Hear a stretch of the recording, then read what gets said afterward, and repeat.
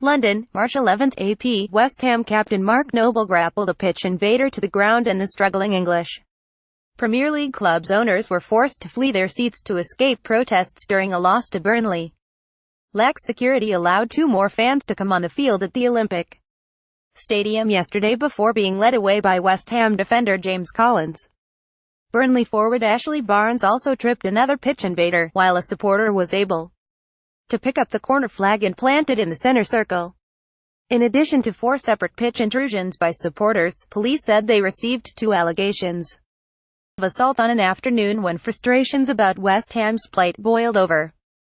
As the English Football Association investigates the unrest, the Premier League separately said it would be contacting West Ham to seek assurances that the disorder would not be repeated at future matches.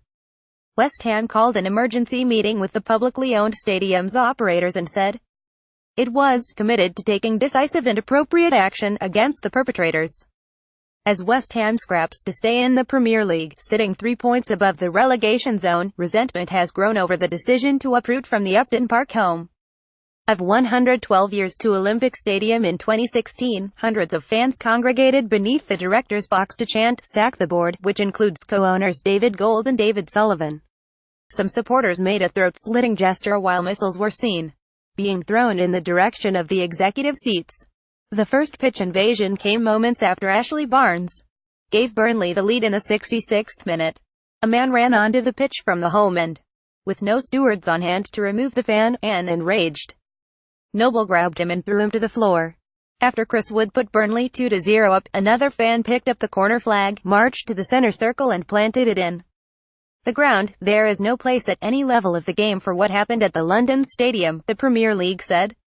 While the official investigation of the incidents will be carried out by the Football Association, we will be asking our own questions of West Ham United about what happened this afternoon, especially to ensure similar events never reoccur. It was a tumultuous end to a turbulent week that saw a protest march called off as West Ham fans groups turned on each other.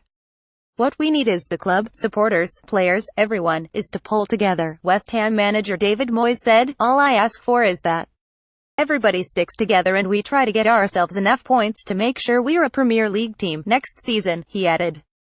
Many fans have never accepted watching their team in the stadium that was designed primarily for athletics at the 2012 Olympics. Whereas Upton Park provided a formidable atmosphere, fans are separated from the pitch by the running track and their expansive, largely taxpayer-funded new home. It is only being rented from the company in charge of securing the legacy of venues from the 2012 Olympics. The holding name, London Stadium, highlights the failure to secure the naming rights envisaged, a pursuit that could be even harder after the latest turmoil. An emergency meeting has been called with all London Stadium stakeholders, West Ham said. The Football Association strongly condemned the crowd disturbances and said it would be seeking observations from West Ham.